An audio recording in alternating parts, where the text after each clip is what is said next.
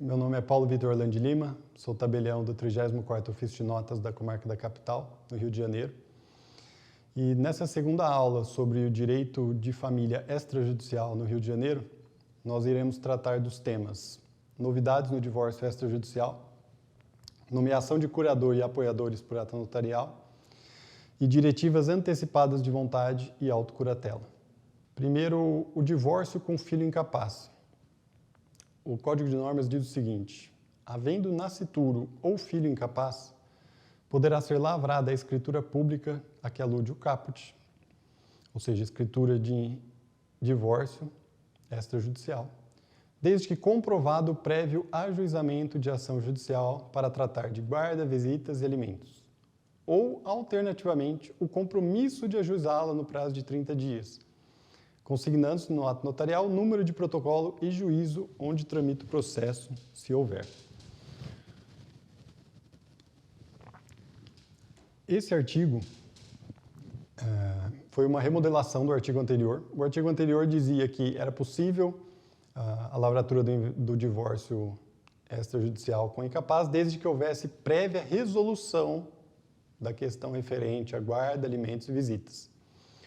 Já o novo código foi muito abrangente e permitiu que isso possa ser feito desde que comprovado o prévio ajuizamento de ação ou o mero compromisso de ajuizar essa ação no futuro. O que significa que, na prática, os advogados vão ter a pressa de resolver o problema do seu cliente, que geralmente é o divórcio, em primeiro lugar, e vão pedir para realizar o divórcio e vão se comprometer a ajuizar essa ação de guarda e alimentos e visitas no prazo de 30 dias. Contudo, a lei e as normas não trouxeram qualquer penalidade pelo descumprimento do prazo, de forma que acaba sendo algo que fica em prejuízo, talvez, e possa vir em prejuízo dos menores essa nova regulamentação. Contudo, isso vem de uma orientação doutrinária, que já foi inclusive enunciado na Jornada de Direito Notarial e Registral, que diz que o divórcio extrajudicial por escritura pública é cabível mesmo quando houver filhos menores, vedadas apenas as previsões relativas a guardas e alimentos. Então, se houver necessidade de discutir guarda e alimentos, mesmo homologar questões referentes a isso, somente judicialmente. Agora, se as partes, por algum motivo, estão concordes, mas não querem formalizar nada com relação à guarda, visitas e alimentos, nada impede agora a realização do divórcio extrajudicial com o filho incapaz. Outra novidade é a nomeação de curador e apoiadores por ata notarial. Admite-se a nomeação de curador ou de apoiadores para tomada de decisão apoiada, condicionada à homologação judicial, por meio da lavratura de ata notarial. A ata deverá constar, com auxílio de médico especialista, a incapacidade do interditando ou a mera deficiência do apoiado. Aqui nós estamos tratando de uma incapacidade total do interditando ou uma pessoa que necessita apenas de apoiadores para a tomada de decisões. O pedido de lavratura da ata exige a anuência de todos os parentes do interditando, até o 2º grau. Nessa ata será feita a constatação do alegado, ou seja, da necessidade dessa interdição, presencialmente ou por videoconferência, por meio de entrevista com o interditando ou com apoiados, seus apoiadores, conduzida pelo médico e pelo advogado indicado pelos solicitantes. Essa entrevista terá por base a vida, os negócios, bens, vontades, preferências, laços familiares e afetivos do interditando ou apoiado, e sobre o que mais se revelar necessário para a comprovação da sua capacidade ou incapacidade para a prática dos atos da vida civil. Podem ser ouvidas testemunhas, colhidas declarações de testemunhas, e essa entrevista deverá ser gravada em vídeo e constar do ato através de QR Code, para acesso por parte do magistrado competente.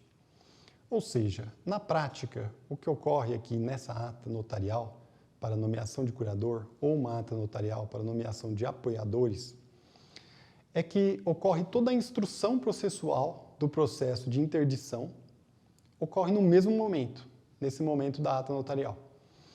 Então, no mesmo momento será agendado com o médico, indicado pelas partes, com o advogado, né? Desde que todos os herdeiros, todos os parentes até segundo grau estejam de acordo com a nomeação de uma pessoa como curador do interditando, estejam de acordo com relação à interdição dessa pessoa. Isso tudo será conjugado e relatado nessa ata notarial, de modo que a ata notarial vai relatar o que o médico diz, o que o médico está entrevistando o interditando. Então seria o antigo interrogatório que era realizado com o interditando, agora é realizado nessa ata notarial. A ata notarial deverá ser encaminhada pelos interessados, então uma vez pronta, já finalizada, gravado o vídeo, essa ata vai ser encaminhada pelos interessados ao juízo de família competente e após a oitiva do Ministério Público, o juiz poderá homologar por sentença a nomeação, dispensando-se novas entrevistas, servindo a ata como título hábil para o exercício da curatela ou da tomada de decisão apoiada, e oficiando-se ao serviço de registro civil das pessoas naturais para as devidas anotações ou registro da interdição, se for o caso. Aqui é importante notar a redação do novo código, pois ele diz que a ata serve como título hábil para o exercício da curatela.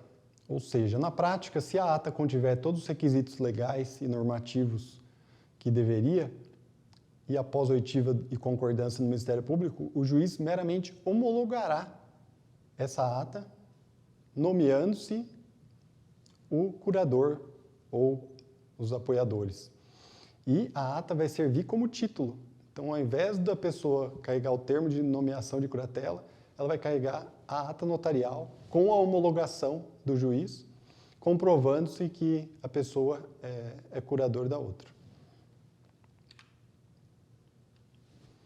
Diretivas antecipadas de vontade. A diretiva antecipada de vontade nada mais é do que uma escritura declaratória.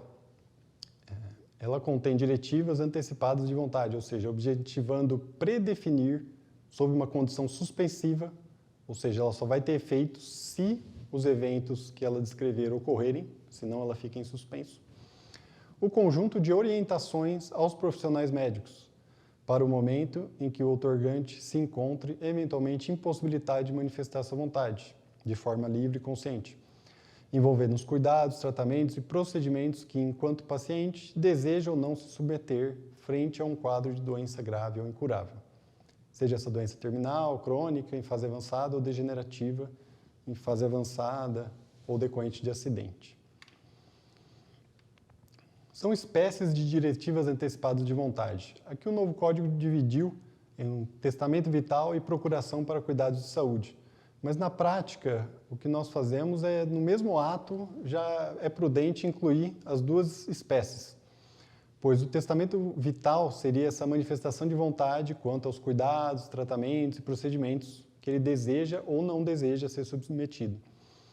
Já a procuração para cuidados de saúde é realizada para que o outorgante confira poderes para um ou mais procuradores em ordem de preferência, ou seja, para tal pessoa, se ela não puder, para outra pessoa, para representá-lo perante médicos e hospitais sobre cuidados e tratamentos a que será submetido. Isso supondo-se no momento em que o outorgante não tenha mais condições psíquicas para realizar uma determinada decisão.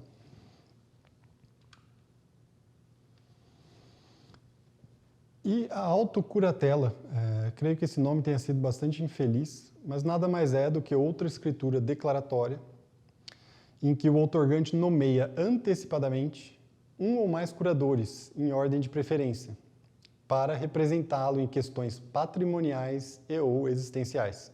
Então, diferente do caso anterior, em que aplicava-se apenas para cuidados médicos e representação perante órgãos médicos, agora essa autocuratela se aplica inclusive para questões patrimoniais, quando impossibilidade de manifestar sua vontade, por causa transitória ou permanente.